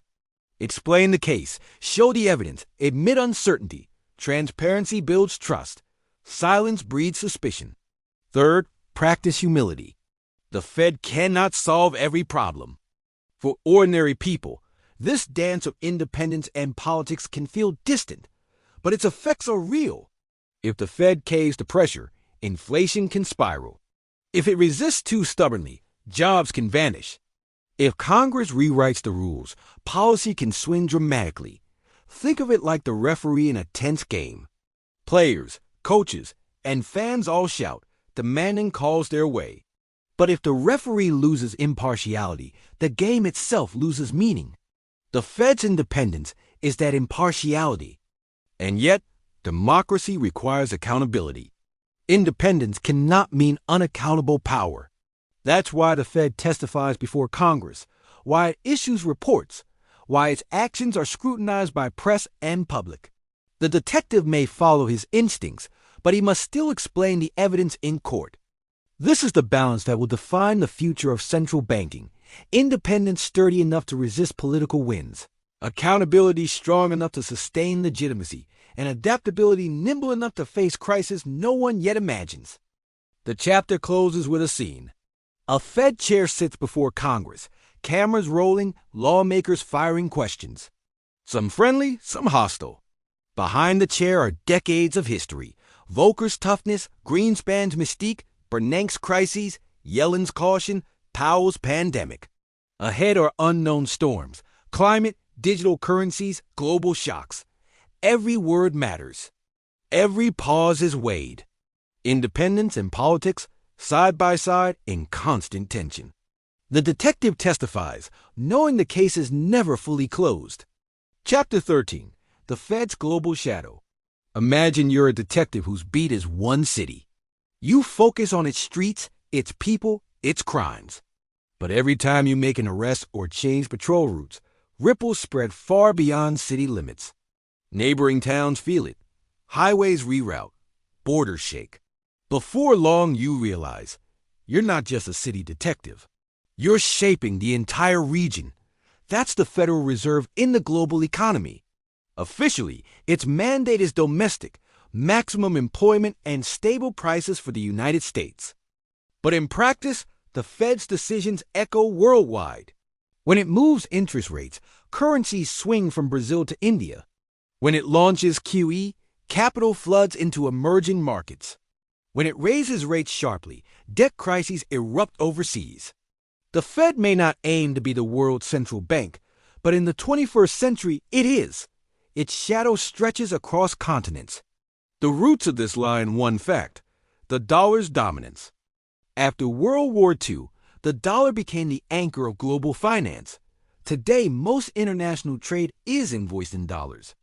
Oil, wheat, semiconductors, priced in dollars. Banks and corporations borrow in dollars, even if they're based in Asia or Africa. This means the Fed's choices set the tone not just for U.S. borrowing, but for the global financial system. When the Fed sneezes, the world catches a cold. Take the 1980s. Volcker raised interest rates sky-high to kill inflation. It worked at home, but the consequences abroad were severe. Latin America, loaded with dollar-denominated debt, suddenly faced soaring repayment costs. Economies collapsed, triggering what became known as the lost decade. Fast forward to the 2010s, the Fed's QE pushed yields in U.S. assets lower, prompting investors to seek higher returns abroad. Capital poured into emerging markets: Brazil, Turkey, Indonesia. Their currencies rose, their markets boomed. But when the Fed hinted at tapering QE in 2013, the tide reversed. Currencies tumbled, markets panicked. It was dubbed the taper tantrum. Again, the lesson was stark. Even a hint of Fed policy change can shake entire continents. In March 2020, global markets froze as investors scrambled for dollars. Emerging economies faced capital flight. Currencies crashed. Trade financing seized. Once again, the world looked to the Fed, and the Fed responded with something remarkable: dollar swap lines. In plain terms, the Fed lent dollars directly to foreign central banks, who then passed them on to local institutions. It was like opening fire hydrants across the globe, making sure the financial plumbing didn't burst. The detective's case notes grew thicker. The Fed wasn't just rescuing U.S. markets. It was stabilizing the entire international system. But this raises an uncomfortable question. Who gave the Fed this global role? No international treaty, no democratic vote. It happened because the dollar is dominant and the Fed controls the dollar. It's power by circumstance, and with it comes controversy. Foreign leaders sometimes accuse the Fed of exporting its problems. The detective analogy sharpens. Imagine a cop saying, "I only police this block," even as his actions disrupt the entire city. Looking ahead, global shifts complicate this further. China is pushing the renminbi, launching its own digital currency, building trade networks that bypass the dollar. But for now, the dollar's supremacy endures. In times of crisis, investors still flee to U.S. treasuries. Central banks still hoard dollars. Trust, once established, is sticky. The Fed's shadow remains long, yet that shadow carries responsibility. Should the Fed coordinate more openly with other central banks? Should it weigh global consequences more heavily when setting domestic policy? Or would that dilute its mandate, risking confusion at home? There's no easy answer. The detective faces a puzzle with no perfect solution. Serve your own city first, or acknowledge that your jurisdiction has grown larger than you ever asked for. Let's humanize this with a story. Picture a small business owner in Kenya. He imports equipment from Europe, but the invoice is in dollars. When the Fed raises rates, the Kenyan shilling weakens and his costs skyrocket. Or imagine a family in Argentina with a dollar mortgage. This is the hidden reality of global finance. The Fed's hand reaches in the pockets far from American shores. Its detective work affects suspects and bystanders alike, whether or not they realize who is holding the magnifying glass. Critics say this makes the Fed too powerful. Supporters counter that without its interventions, global crisis would be worse. In truth, both are right. The Fed didn't seek this role, but abandoning it would create chaos. Which leaves us with the paradox. An institution designed for domestic policy has become the backbone of global finance. Independence at home, responsibility abroad. A tension with no neat resolution. So where does the story go next? If global power fragments, if the dollar weakens, if rival systems rise, the Fed's shadow may shrink. But if crises remain frequent, if trust in U.S. institutions holds, the Fed may become even more central. This chapter closes with a striking image. The Fed chair sits in Washington, raising or lowering interest rates. On Wall Street, traders react instantly. In Sao Paulo, loans tighten. In Istanbul, the currency plunges. In Johannesburg, importers recalculate costs. The detective leans back, realizing the beat is no longer just one city. It is the entire world. Chapter 1 for Technology, Transparency, and the Future of Money. Picture a detective in the old days. He works with a notebook, a magnifying glass, maybe a fingerprint kit. His world is tangible: paper files, phone calls, face-to-face interviews. Now imagine dropping that detective into the digital age. Suddenly the clues are on smartphones, encrypted servers, blockchain ledgers, algorithmic footprints. The cases haven't gone away, but the tools, the suspects, the evidence, all look unfamiliar. That's the Fed in the 21st century. For most of its history, money meant coins, paper bills, bank accounts. Today, money is increasingly digital. Technology doesn't just shape payments, it shapes trust. And trust, in the end, is what central banking is built on. The mystery is clear. How does the Fed remain credible in an era where technology is transforming money itself? Let's start with payments. Think about how you pay for things. A generation ago, it was cash and checks. Then debit cards. For the Fed, payments aren't just a convenience issue. They're the plumbing of the economy. If payments are slow, expensive, or unreliable, commerce suffers. If payments are hacked, trust collapses. That's why the Fed developed FedNo, a system for instant payments. It's not glamorous, no glossy apps, but it ensures banks can transfer money instantly, 24/7. A quiet revolution. No more waiting days for checks to clear or transfers to post. But this raises deeper questions. If technology can make payments frictionless, who controls that technology? And what happens if private systems, say, run by a few giant tech firms, dominate the landscape? Which brings us to the elephant in the room: digital currencies. Cryptocurrencies burst into view like a rogue detective, claiming to solve crimes the police never could. Bitcoin promised money outside government, trust without institutions, code instead of central banks. Then came stablecoins, digital tokens pegged to the dollar. Unlike Bitcoin, they promise stability. But stability depends on trust in their issuers. Some proved shaky, backed by risky assets. Others held strong. This led to the boldest idea yet: a central bank digital currency, CBDC. Imagine a digital dollar, issued directly by the Fed. Anyone could hold it on a phone, transfer it instantly with absolute security. The detective examines the case file. The benefits are clear: faster payments, broader access, global competitiveness.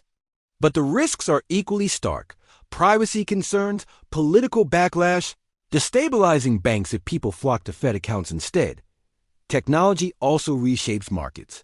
Trading today isn't men shouting on exchange floors.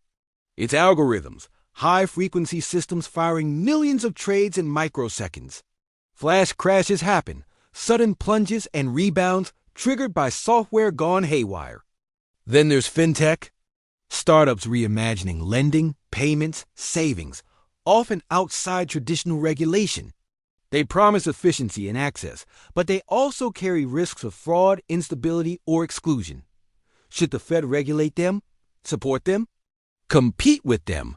The detective scratches his head. The suspects multiply, but they don't wear familiar faces. The risk isn't just bad loans or reckless banks anymore. It's software bugs, cyber attacks, digital monopolies.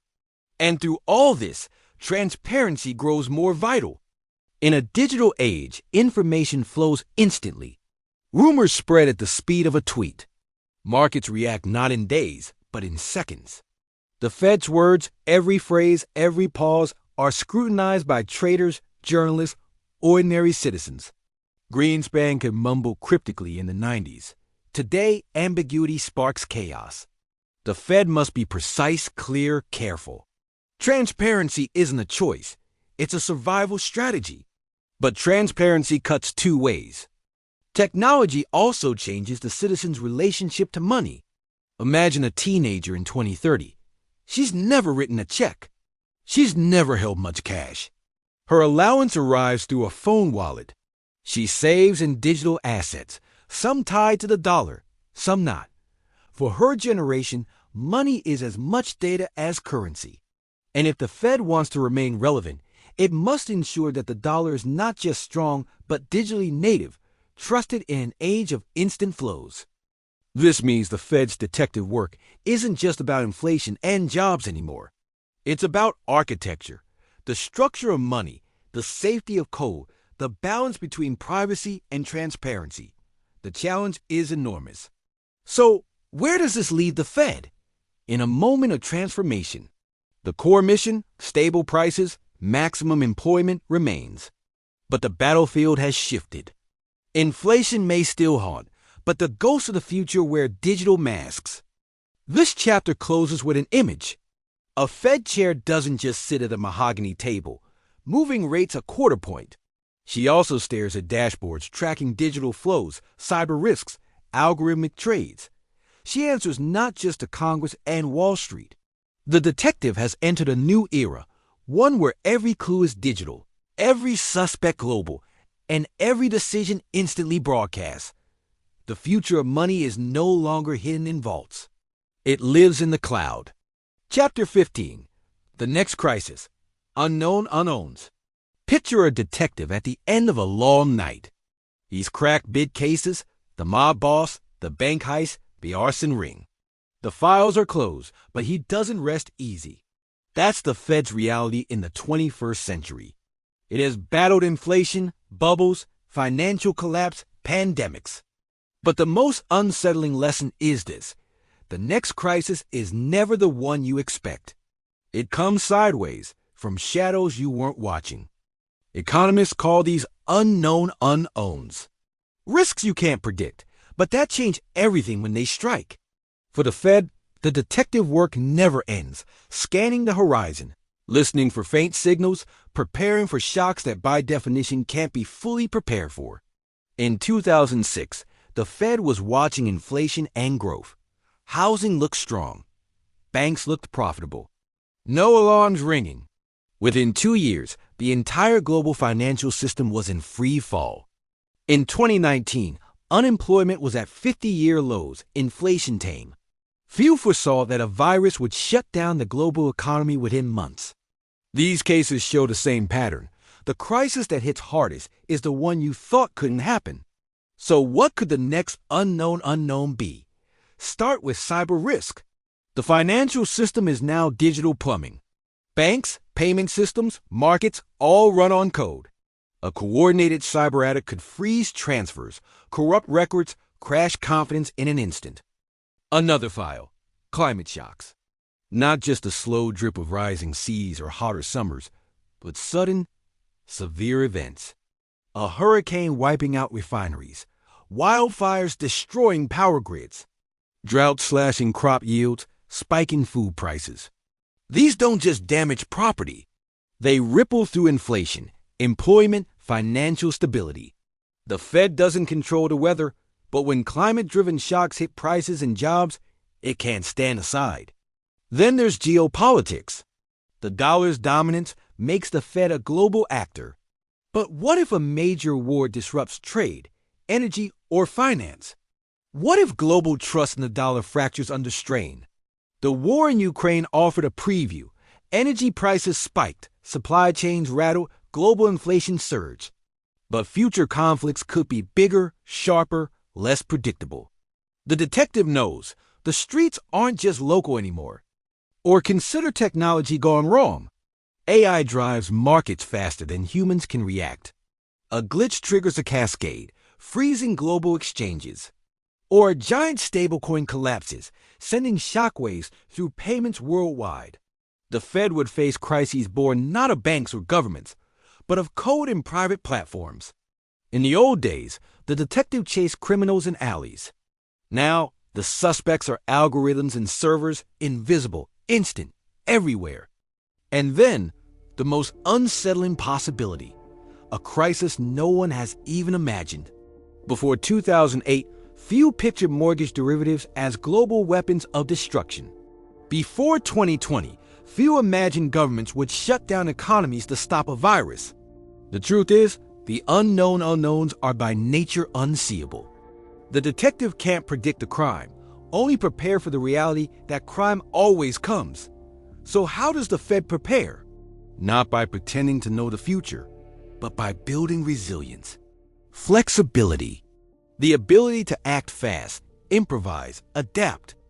That's why central banking has evolved from rigid rules to broad toolkits. Interest rates, QE, emergency lending, forward guidance, swap lines.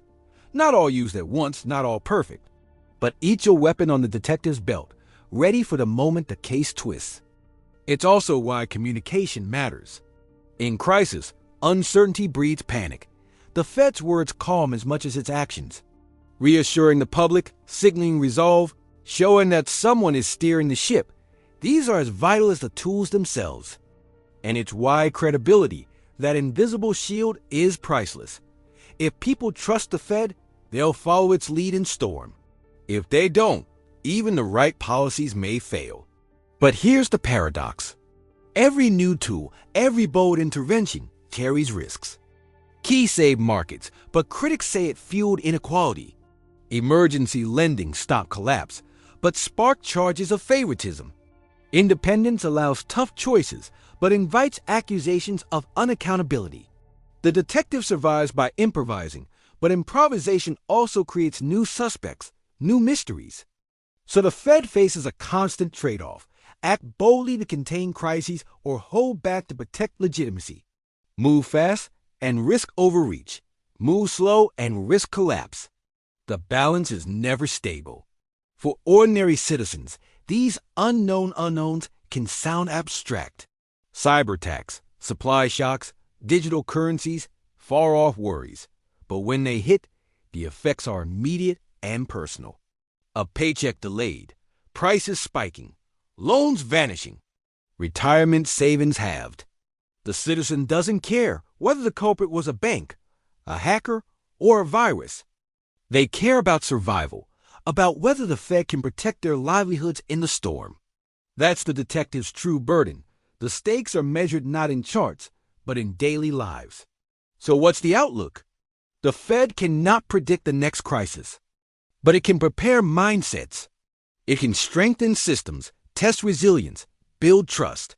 It can admit uncertainty, so its credibility isn't shattered by surprises. It can expand its toolkit while guarding independence.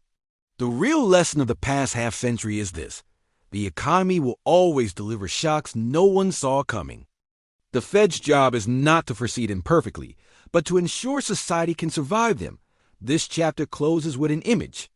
A detective sits in a dimly lit office, the latest file unopened on his desk. The phone hasn't rung yet, but he feels it will. He doesn't know the crime, the suspect, or the weapon. But he sharpens his pencil, sips his coffee, and readies his coat. Because the one certainty is that the call always comes. For the Fed, the next crisis, the unknown unknown, is already on its way.